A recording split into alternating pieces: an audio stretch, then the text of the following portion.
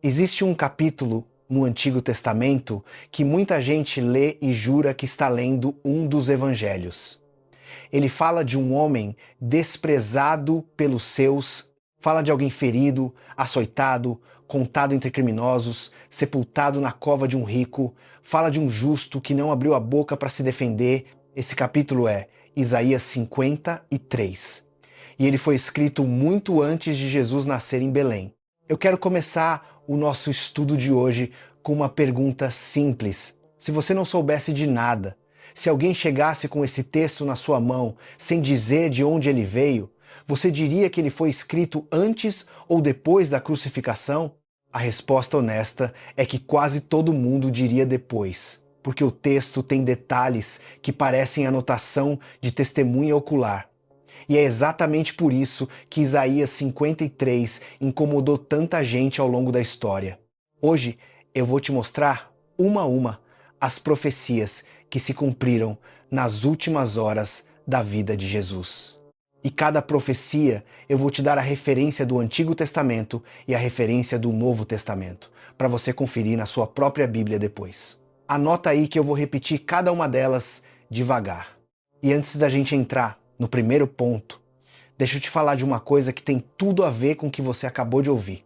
Muita gente me escreve dizendo a mesma coisa. A pessoa assiste ao vídeo, se emociona, entende o assunto e no dia seguinte tenta explicar aquilo para o filho, para a esposa, para o irmão da igreja e trava. Porque o vídeo passou e as referências ficaram só na memória e a nossa memória é fraca e a gente acaba esquecendo tudo. Foi pensando nisso que eu montei o nosso livro digital para você ler no seu celular. Nele tem todas as profecias que Jesus cumpriu e todas que ele ainda vai cumprir. O nome do nosso material de estudo é O Messias Sofredor e o Messias Glorioso. Muito recomendado para quem quer saber mais sobre as profecias. São 50 páginas ilustradas, com todas as principais profecias messiânicas organizadas do mesmo jeito que eu vou organizar aqui hoje. Cada profecia traz o que foi anunciado, a referência no Antigo Testamento, como aquilo se cumpriu, a referência no Novo Testamento e uma explicação curta do porquê aquilo importa. E eu tive um cuidado especial com uma coisa. O material foi diagramado para o celular, com letras grandes e bastante espaço entre as linhas, porque a maior parte das pessoas que estuda a profecia comigo tem uma certa idade e não aguenta mais ficar dando zoom em página apertada. Pare esse vídeo por um momento e adquira agora enquanto não acaba. Esse material custa R$350, mas eu vou te entregar por R$29. Clica no link que está no primeiro comentário fixado desse vídeo. Assim que você fizer o pagamento de R$29, você recebe o seu livro imediatamente no seu e-mail. Se você ama a palavra de Deus e quer aprender mais sobre esse assunto, esse material é para você, porque ele guarda no papel aquilo que o vídeo só consegue passar de ouvido. Eu me chamo Alesson Soares, minha especialidade é escatologia bíblica. Vem comigo, porque a primeira profecia começa antes mesmo da prisão de Jesus, a traição dentro de casa. Abre o Salmo 41, versículo 9. O salmista escreve uma frase de dor. Ele diz que até o amigo íntimo, aquele em quem ele confiava, aquele que comia do seu pão, levantou contra ele o calcanhar. Guarda essa expressão, comia do meu pão. No mundo antigo, dividir a refeição não era uma cortesia qualquer, era um sinal de aliança. Sentar à mesa com alguém dizia publicamente que aquela pessoa era da sua confiança. Agora vá em João, capítulo 13, versículo 18. Durante a última ceia, Jesus cita esse salmo. Ele olha para os 12, sabendo exatamente quem estava ali, e diz que aquilo tinha que se cumprir. Logo em seguida, em Marcos capítulo 14, versículo 10, Judas procura os principais sacerdotes para entregá-lo. Repara numa coisa que eu acho que muita gente deixa passar. O sofrimento do Messias não começa no açoite. Ele começa dentro do próprio círculo de confiança. à mesa, com alguém que tinha andado 3 anos ao lado dele. Eu já ouvi de irmão em aconselhamento que a dor que mais machuca é a que vem de perto. Se você já passou por isso, se alguém que comia do seu pão levantou contra você o calcanhar, entenda uma coisa: o seu Senhor conhece essa dor por dentro. Ele não a conhece de ouvir falar. O preço da entrega. A segunda profecia é daquelas que impressionam pelo detalhe. Zacarias capítulo 11, versículos 12 e 13. O profeta descreve um pagamento de 30 moedas de prata, e o texto trata aquela quantia com desprezo. 30 peças de prata era. Na lei de Êxodo capítulo 21, o valor da indenização paga pela morte de um escravo. Era o preço de alguém que não valia muito aos olhos da sociedade. E o texto de Zacarias diz mais. Diz que aquele dinheiro foi lançado na casa do Senhor para o oleiro.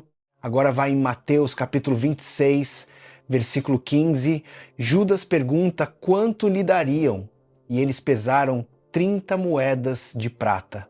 Um capítulo depois, em Mateus capítulo 27, versículos 3 a 10, Judas se arrepende, entra no templo, atira o dinheiro no chão do santuário e os sacerdotes decidem que aquele dinheiro não podia entrar na caixa das ofertas. Com ele compram o campo do oleiro. Olha o encaixe. A quantia bate, o lugar bate, o oleiro bate. E aqui eu preciso ser honesto com você sobre um detalhe, porque eu não gosto de esconder dificuldade do texto. Mateus atribui essa citação a Jeremias, embora as palavras estejam em Zacarias. A explicação mais aceita entre os estudiosos é que o evangelista está reunindo temas dos 2 profetas, já que Jeremias também fala do oleiro e da compra de um campo. Isso não derruba o cumprimento, mas é bom você saber que a dificuldade existe, para não ser pego de surpresa por alguém que queira usar isso contra a sua fé. Anota aí, porque essa é a segunda referência do nosso estudo.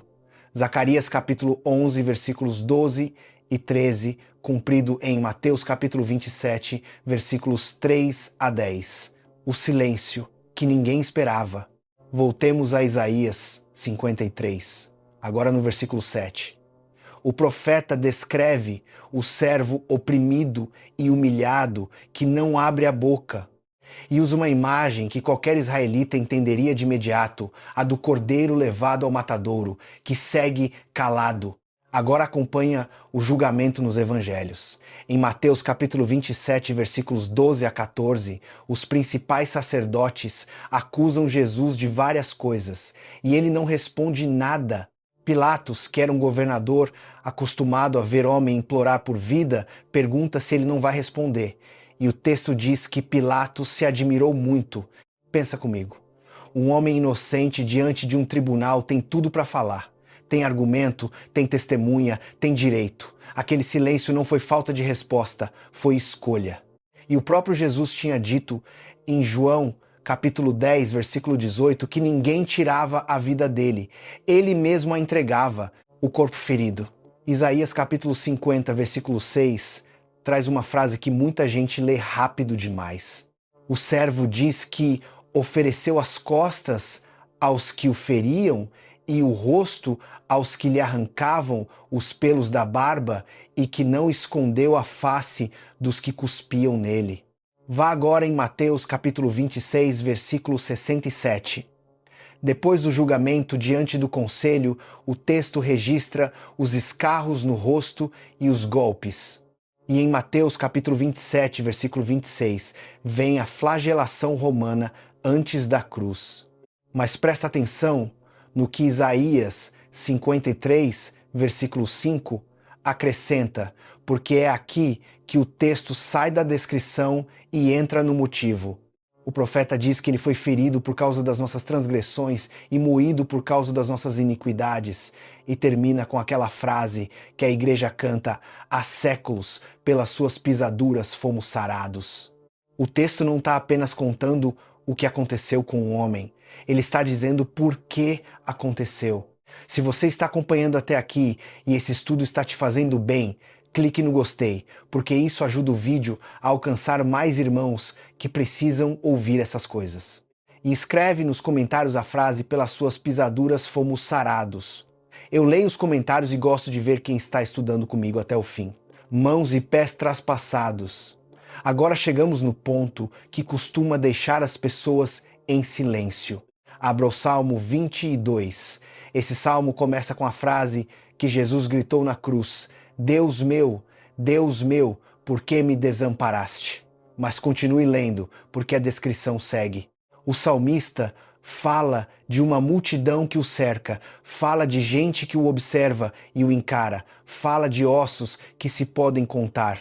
E no versículo 16, na leitura seguida pela maioria das traduções cristãs, aparece a expressão "traspassaram as minhas mãos e os meus pés". Aqui eu preciso te dar um esclarecimento de honestidade. Nesse versículo existem duas leituras antigas diferentes nos manuscritos hebraicos. Uma delas resulta na palavra traspassaram, e é a que aparece na antiga tradução grega usada pelos primeiros cristãos. A outra é lida como leão. As nossas traduções em português geralmente seguem a primeira. Eu prefiro que você saiba disso pela minha boca, com calma, do que descubra por alguém tentando abalar a sua fé. Mas agora repara no dado histórico, porque ele é forte.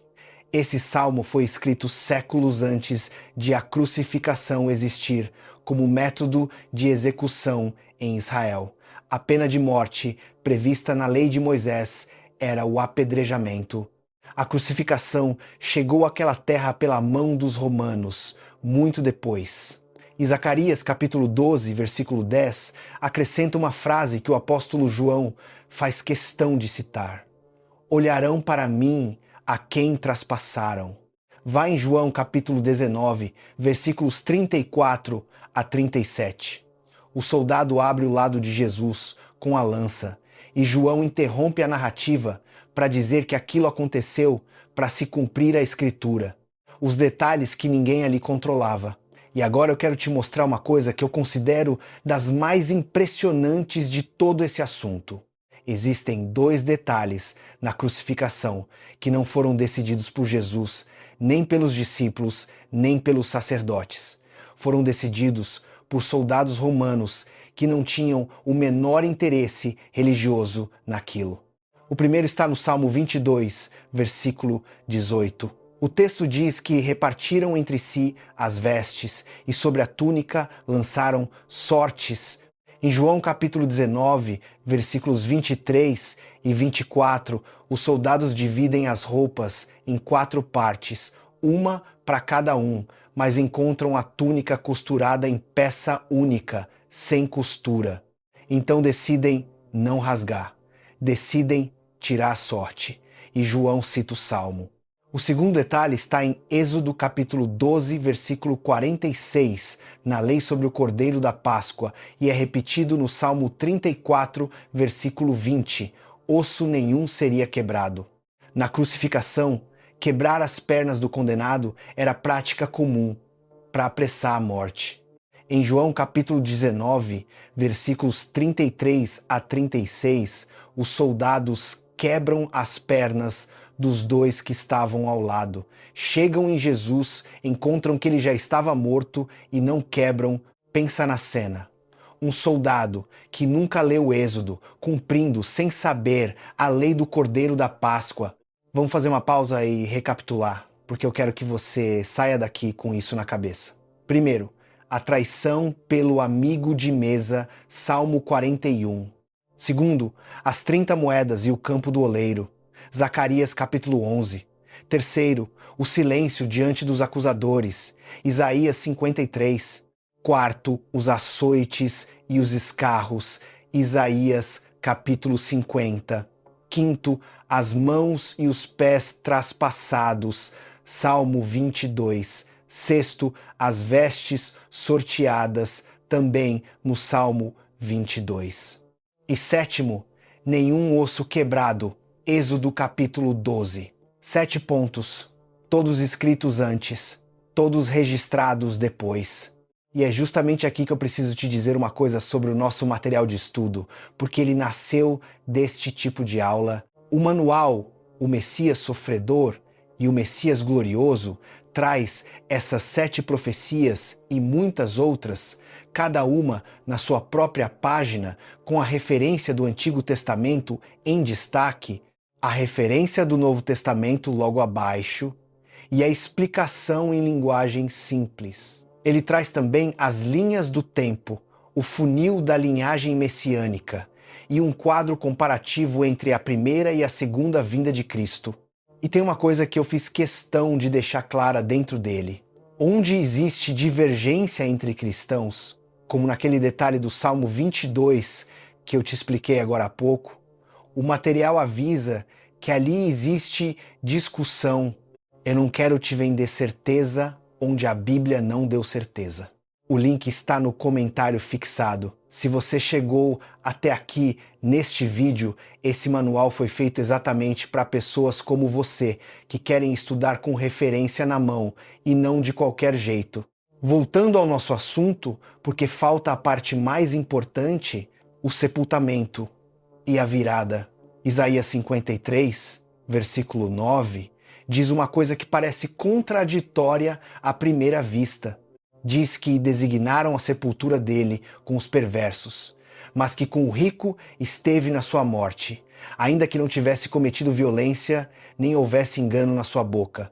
Um crucificado, na prática romana, geralmente terminava em vala comum.